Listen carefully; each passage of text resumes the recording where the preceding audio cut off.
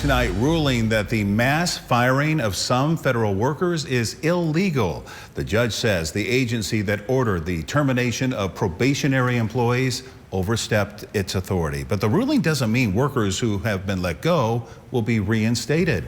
Channel 8's Jake Holman talked with a government worker here in Nebraska who's trying hard to keep her job. And Jake, what's her story?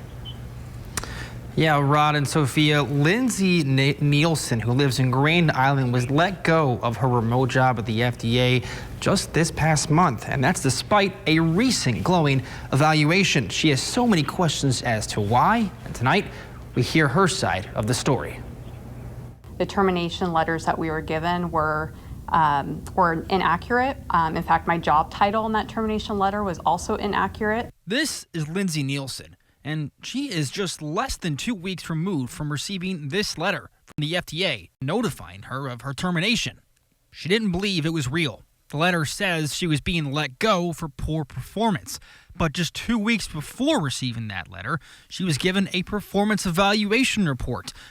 Contradicts that claim. In fact, she scored a 4.75 out of 5, one of the highest in her department. The evaluation saying in part, quote, "The employee consistently excels in all aspects of her role."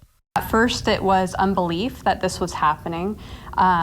Then it went into just kind of your panic, and you're very upset and you don't know what to do, feeling completely lost and hopeless in that. And Nielsen was one of thousands to receive this news, but the decision wasn't even from her own agency. It was from the Office of Personnel Management, and a federal judge ruling Thursday that the OPM has no authority to fire employees except its own.